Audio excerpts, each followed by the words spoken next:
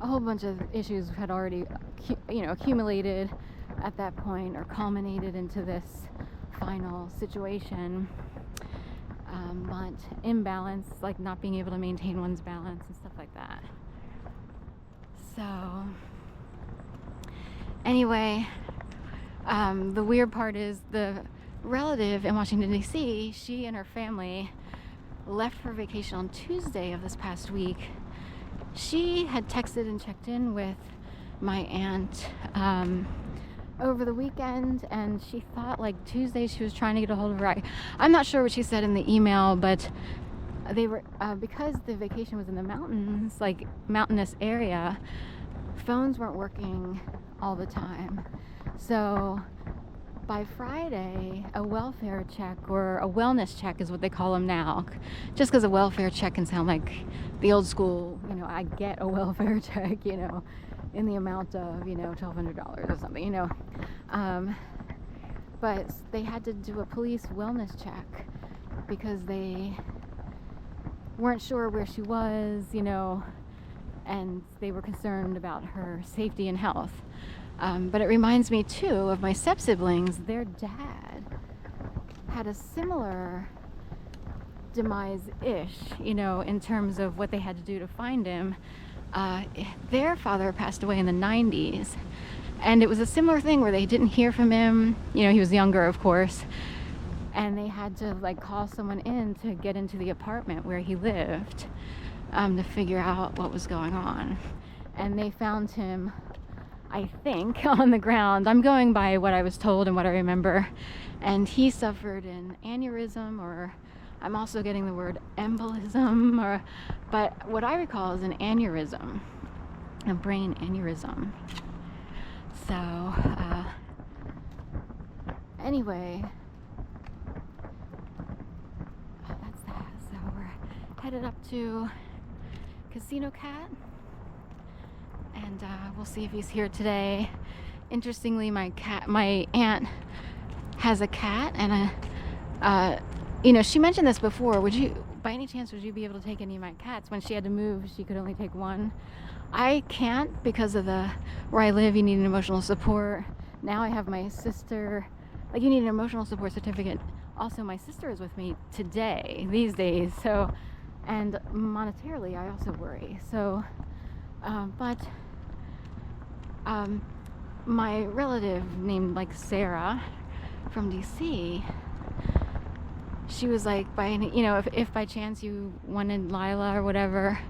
And the thing is, I would actually take the cat if there weren't so many, policies in place where I live and with my sister here.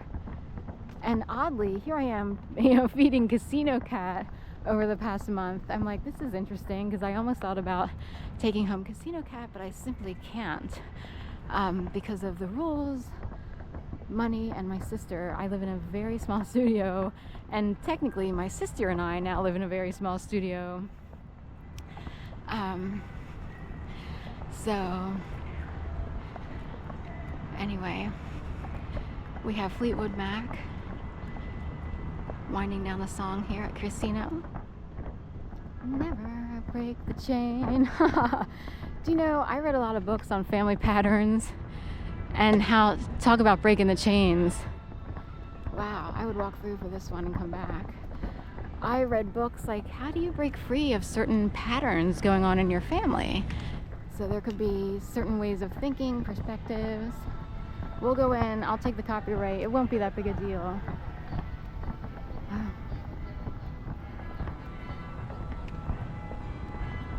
Breaking the chains.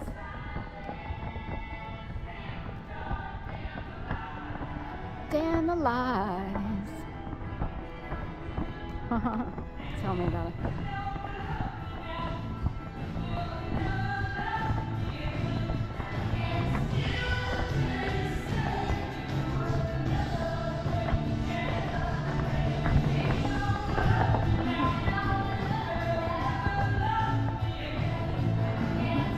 I was compelled to do that.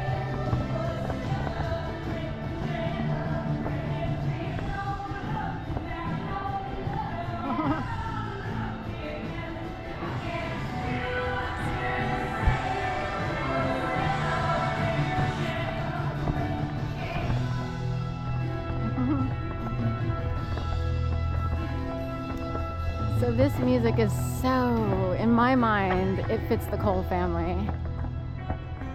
So we'll leave it at that, you know what I mean?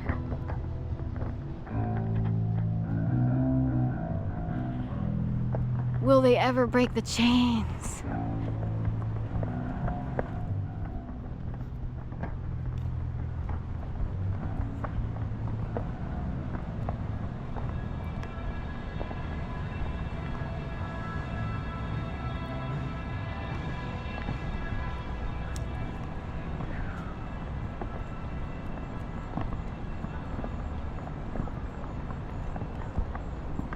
I would cry over that.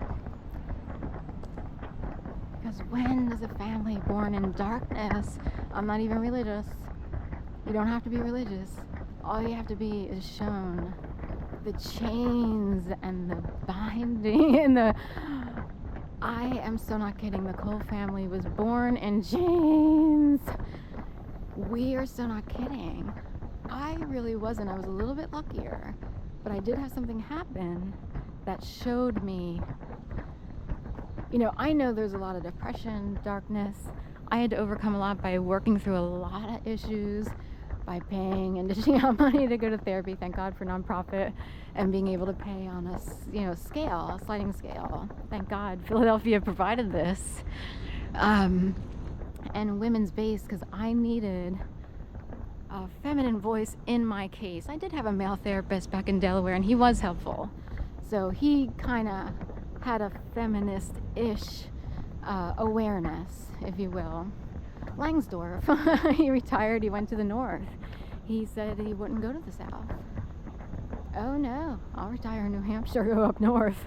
You crazy? And he's still living. Gotta keep on living. So Florida's a little rough on people. But we'll just leave it at that. But I want to cry over Fleetwood Mac. I love Fleetwood Mac. You know, I can't help it. I was one of these people, I love music. Oh, this is a different kitty. Oh my God, this is a skinnier kitty. Hi, sweet baby. I know. All right. He's kind of going, he's skimping along. Do you want food? He will keep going. Go to the regular bowl. Let's see if he wants any. This is not Casino Cat. This is a charcoal gray cat. So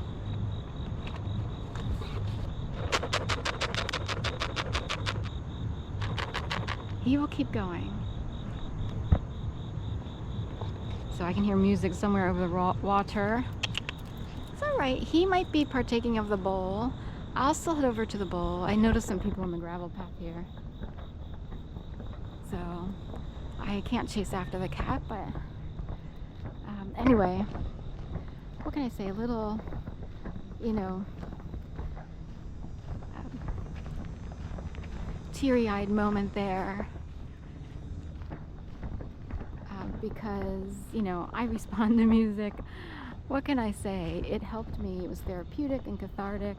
And Fleetwood Mac is